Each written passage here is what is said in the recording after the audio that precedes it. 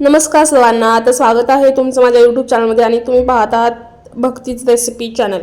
तर आज मी तुम्हाला दाखवणार आहे धने पावडर कशी करायची घरच्या घरी. तुम्ही जी विकत आणता ती कधी बनवलेली असते कधी बनवलेली नसते माहीत नाही, त्यामुळे घरी कशी करायची मी दाखवते. खूप सोपी आहे. मी इथे 1 पाव धने आणले होते. धने आणले तर मस्त भाजून घेतले, छान कढईमध्ये टाकायचे बारीक गॅसवरती. आधी कढई तापवून घ्यायची थोडीशी मीडियम फ्लेमवर आणि त्यानंतर त्यामध्ये धने टाकून मस्त असे भाजून घ्यायचे.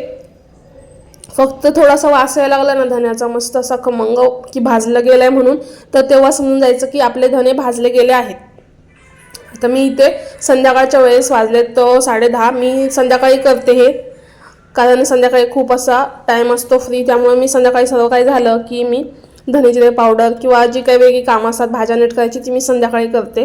तर इथे मी कढईमध्ये धने टाकून घेतले, तुम्हाला म्हटल्याप्रमाणे भाजून झालेत. आता गॅस बंद करून घेऊयात. इथे मी मिक्सर जोडलाय आणि हे थोडेसे गरम असतानाच म्हणजे थोडेसे थंड झाले ना की लगेच वाटायला घ्यायचे. खूप सर्व पूर्णपणे थंड झाले ना की तुम्ही वाटायला घ्याल ना तर होत नाही लवकर पावडर. थोडेसे कोमट असतात ना तेव्हा लगेच पावडर याची बारीक मस्त अशी फाईन पावडर होते, एकदम बारीक पिठासारखी. तर इथे आता मस्त हलवून घ्यायचे. थोडेसे थंड झालेत का बघायचं. आता इथे मी मिक्सर लावून घेतला आहे. मिक्सरचं मोठं भांडं घ्यायचं, तुमच्याकडे जे कोणतं मोठं भांडं असेल ते घ्यायचं. आता त्यामध्ये मी माझ्या अंदाजानुसार जेवढं मला वाटतं की वाटलं जातं आहे तेवढं मी 2 पार्टमध्ये याला वाटून घेते.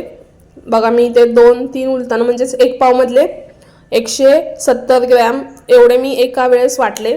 आता उलतानाच्या साहाय्याने मी मिक्सरच्या भांड्यात टाकून घेते आणि हे मी एकदम बारीक अशी पावडर करून घेते, तुम्हाला दाखवते बघा. आणि 1 डब्बा पण घ्यायचा आपल्याला ही पावडर ठेवण्यासाठी. मी इथे स्टीलचा डब्बा घेतलेला आहे.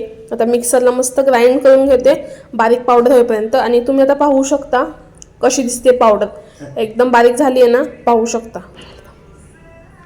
आता इथे मी हा एक स्टीलचा डब्बा घेतला आहे, कारण माझा जो मसाल्याचा गोल डब्बा आहे ना, वाट्या असतात ज्यामध्ये 6-7, त्या वाट्या पूर्णपणे सर्व भरल्या आहेत. त्यामुळे मी कुठल्याच वाटीत जागा शिल्लक नाही आहे की ज्यामध्ये मी धने पावडर ठेवू शकते. त्यामुळे मी हा स्टीलचा डब्बा प्रेफर केला आहे यावेळेस. आणि यामध्ये मी आता हे पावडर टाकणार आहे, धने पूड.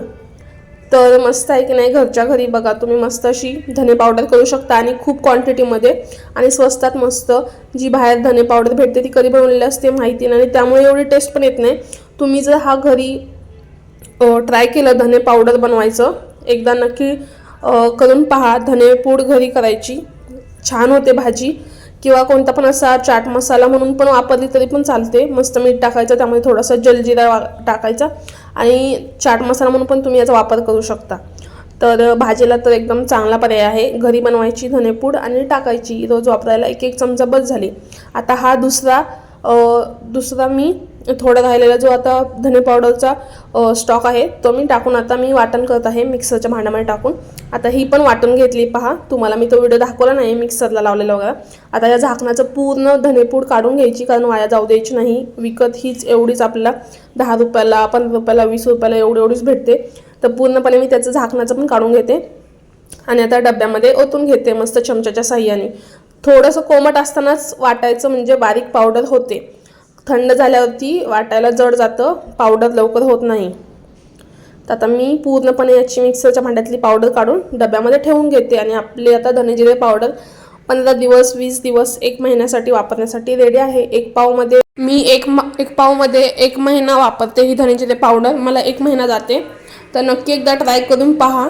खूप मस्त आहे, यूजफुल आहे आणि स्वस्तात मस्त. तर कशी वाटली ही धने पावडरची तुम्हाला छोटीशी रेसिपी मला नक्की सांगा. आणि तुम्ही पण अशा प्रकारे बनवता का हे पण कमेंट करून सांगा. व्हिडिओ शेवटपर्यंत पाहिल्याबद्दल धन्यवाद. लाईक नक्की करा एक.